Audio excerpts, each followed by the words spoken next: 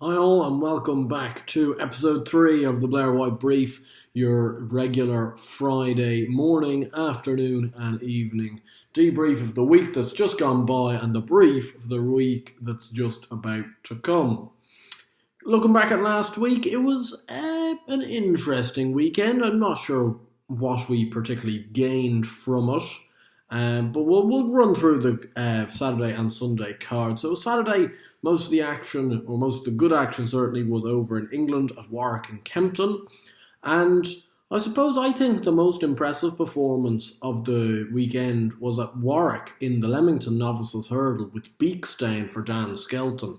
Now I tipped this horse up last week, so obviously it was great to see him come in and win. I tipped him at tens. He went off at sixes. And he just won very well. He's always been very highly regarded. Even last time out, when he came second, it was still a good run because I think the form of that race isn't that bad actually, and also he wasn't suited by race conditions and how the race was run. So I don't think that was as bad a run as people were trying to make out, and he was just completely left alone in the market, certainly anti-post for the race. Nobody gave him a twig. Now, obviously, the uh, Henderson horse was a Birchdale, I think, came out the night before, so that left a big gap in it, and obviously I think, but that was the reason he contracted in price. I don't think it was because really people were fancying him. Like even on the ITV coverage, they really didn't give him much of a squeak beforehand, but he did it well and won very impressively. Similar enough to OK Corral. Now OK Corral won the Novice Chase over 3 miles. The Kim Bailey horse, Rocky's Treasure, I think, ran no race though. White Moon was very ponderous at his jumps. And Secret Investor probably ran his race. So I don't know actually how much that form amounts to. Now, obviously, Derek O'Connor was over to ride the horse, which would make you think he'll run in the 4 miler. But after that sort of performance, you'd be hard pressed to take this horse away from the RSA. I don't know, like Henderson has Santini for that race, but the two of them both ran in the Albert Bartlett last year. And he struck me, as much as I didn't think the form was too much, he struck me as a bit more of a quality source than a 4 mile horse. The 4 milers are usually for the real doer stairs. And he just comes across like he has a bit more class than that, if I'm being honest. Then the Classic Chase went to Impulsive Star for Neil Mulholland at 8-1. I wouldn't have backed it. I would have never backed it. An 8 or 9 race maiden over fences. Didn't really look like he wanted to get his head in front. And then I suppose on Saturday he found a position where he's coming down to the last against a horse who also doesn't want to get his head in front, which is Callat Mad, and just about outstayed him in the run-in. So it was a good performance, obviously. Fair enough to the winner, but I don't think this is the horse I'm really going to be taking into much consideration come the big nationals. I just can't see it with the horse.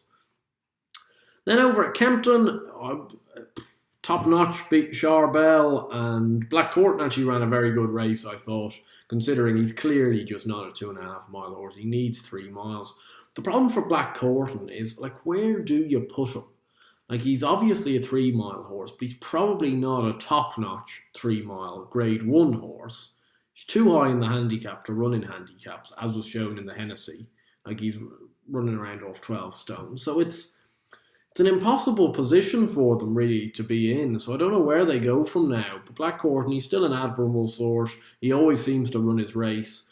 Bar perhaps that run in the Hennessy or the Ladbrokes Trophy last time out where he bombed out. Apart from that, he does run his race. He's usually a kind of touch wood, a good jumper. So there's probably races still to be won with Black Courtin, but I'm not sure where. So that was kind of the big action on the Saturday, really, at Kempton and Warwick. I don't think there was much to take out of it. I think Beakstain and OK Corral were clearly the two horses to take out for potential Cheltenham fancies, but I'd be surprised if Beakstain runs at Cheltenham. They seem to be handling him very kindly, with the idea of him being a big chaser in time.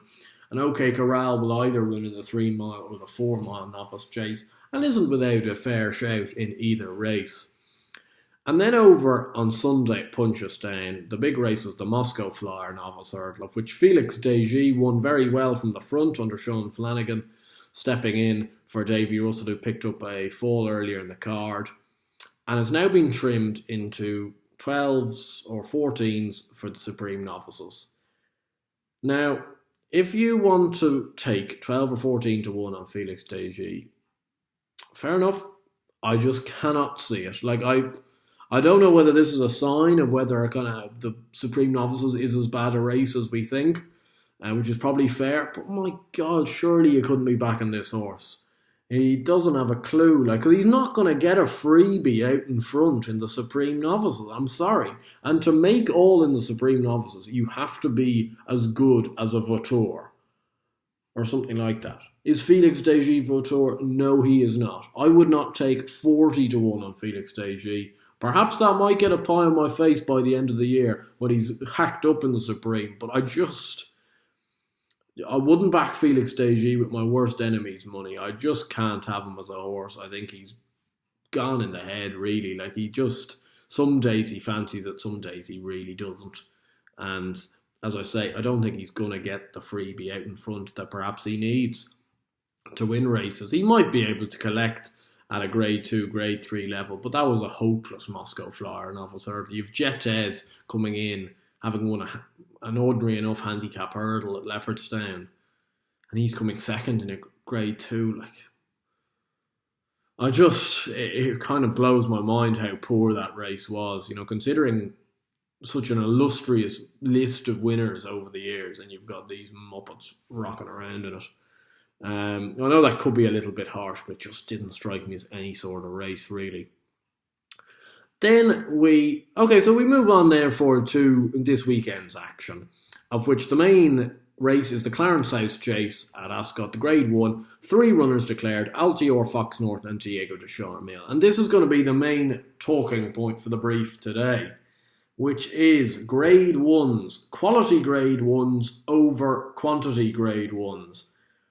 I've seen a lot of this on social media. I'm on Twitter. You see the racing post come out, say, Undersow's not running, which is obviously a disappointment. Of course I want to see Undersow run. Of course everyone wants to see Undersow run and take on Altior and for there to be somewhat of a race. But let's think about this logically. If we were Undersow's owner, you've got a good horse, you've got a great horse, really, that can win a lot of races that he gets declared in. And perhaps the 1 or 2 races he can't win are against a horse like Altior. So they've already tried it in the Tingle Creek. That was optimum conditions for Undersow, and he still got beat. He ran a great race, was beaten around 3 lengths. No horse has come that close to Altior in quite a while, and still didn't beat him. So what makes you think that you'd go again and keep just banging your head off a brick wall before Cheltenham? You might even have to face him at Cheltenham. So people are giving out that he's not running. Seriously, think about it from their perspective. It's hard. Altior is so good and pretty much, touch wood, unbeatable, I think, unless he falls or goes wrong in a race. And you don't want to see that happen.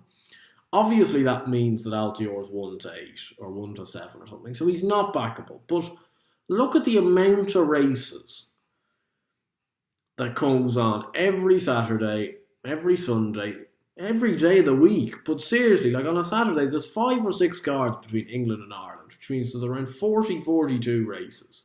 You can do without 1 race being a betting proposition race. I'm sorry, it does my head in because people see this news and they say, oh, how boring, these Grade 1s aren't being supported, Altior's going to win, he's at 1 to 8, I can't have a bet in the race. Seriously, get a grip. The race before is a massive handicap hurdle, 20 runners, 4 or 5 places. Bet on that race, get a handicap winner, it's much more fun anyway. These Grade 1s, I reckon, Like grade ones, obviously at Cheltenham can be competitive, they're good betting heats, but usually throughout the season, grade ones are good just because of the quality on show. And therefore, I don't mind if I don't have a bet in a grade one race. I would love to see Altior win. I don't want Altior to be beaten by Fox Norton, because that's not good for the game. And it's the same people that are giving out about this being a 3-runner race that Altior's going to piss up in, that would be giving out if the Clarence House Chase was a 10-runner affair at 7-2 the field. They would be the people giving out that we're not seeing a star and that this is a hopeless quality grade one. And look at it. Like, this is the exact thing that happened in the long walk hurdle a couple of weeks ago. The field is 3-1 or something, 10 runners, Call Me Lord is favoured, and everyone ranting on, this is the worst grade one I have ever seen. And then we see a grade one, 3 runners, the best horse in training running, and we're giving out that we're seeing the best horse in training run.